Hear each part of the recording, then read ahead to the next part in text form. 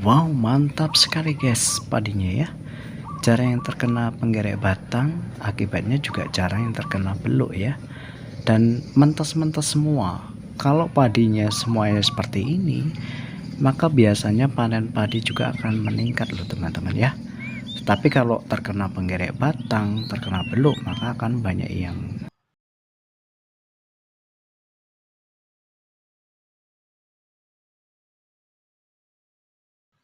Hello guys, welcome back again to my channel Interior 100. Bagaimana kabarnya? Semoga teman-teman sehat semua ya guys. Saat ini kita membahas tentang 3 insektisida untuk basmi penggerek batang hingga telur-telurnya ya. Namun sebelum itu silahkan klik like, subscribe-nya dan share agar tidak ketinggalan video-video saya selanjutnya. Baik, saat ini kita membahas tentang 3 insektisida basmi penggerek batang hingga telurnya pada saat padi bunting. Harap teman-teman dapat menyimak hingga selesai agar tidak gagal paham dan langsung dapat dipraktekkan ke tanah padinya ya, supaya tanah padinya itu benar-benar sehat dari yang namanya sundep dan nanti juga akan terhindar dari yang namanya beluk. Nah, pada masa-masa supaya tanah padi kita itu tidak terkena beluk, itu biasanya antisipasi pada saat padi bunting loh ya teman-teman. Jadi pada saat padi bunting, masa-masa bunting, teman-teman harus ekstra melindungi tanah padinya dari yang namanya penggerek batang. Kalau kita pelajari dari siklusnya, maka memang ulat dari penggerek batang itu bisa hidup hingga 1 bulan loh teman-teman. Jadi ulat itu bisa hidup selama 1 bulan, dan selama 1 bulan itu kalau kita tidak antisipasi, kita tidak basmi, kita tidak berantas, maka itu akibatnya akan menjadi beluk. Ya, yang akan kita bahas pertama di sini adalah insektisida Sentamek, memiliki bahan aktif abamectin 36 gram per liter. Selama ini kalau saya sudah uji coba, abamectin itu adalah insektisida yang termasuk paling efektif lah dibandingkan dengan insektisida berbahan aktif yang lain ya. Jadi teman-teman pada saat padinya itu usia sekitar 40, kemudian 50, 60, itu teman-teman harus antisipasi dengan ketiga insektisida ini.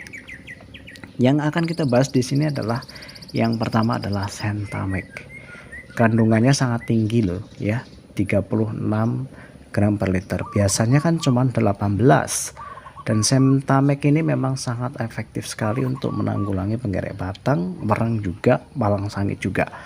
Oke, yang kedua itu adalah insektisida Tori yang memiliki bahan aktif diflobenzuron, teman-teman.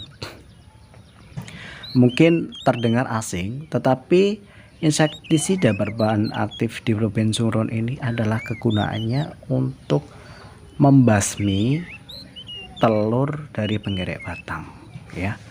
Jadi Sentamek untuk basmi kapernya, ulatnya, kepompongnya, dan Tori ini lebih dikhususkan ke ovusida ya sebenarnya. Dia kuat untuk membasmi telur dari penggerek batang, sehingga ketika ulat itu dapat dibasmi, kemudian kaper bisa dibasmi, dan ketika sudah meninggalkan telur, biasanya telur itu umur 6 sampai 9 hari itu sudah bisa menetas. Maka teman-teman harus antisipasi itu pada saat di tanggal-tanggal 20 seperti itu ya, supaya tanah padi kita itu sehat dari yang namanya penggerek batang. Pada saat padi bunting itu 1 bulan itu full harus benar-benar intens ya.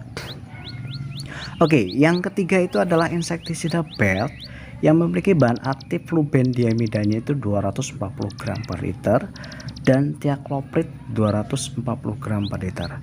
Mengapa saya rekomendasikan insektisida Belt ini? Kenapa tidak pakai Sentamek lagi?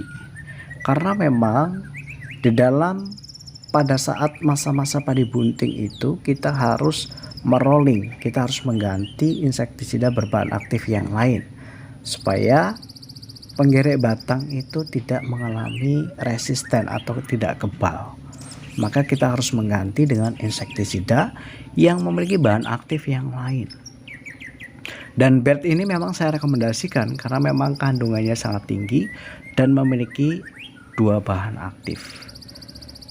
Jadi dalam penyepraian itu nanti di usia 40, 50, 60. Dan itu nanti teman-teman boleh perhatikan pada saat tanggal 1 Jawa, 10 Jawa, 20 Jawa. Seperti itu. Supaya nanti ketika jebul mengeluarkan malai, itu padinya jarang yang terkena penggorok batang. Oke guys, semoga bermanfaat. Thank you for watching and see you next time.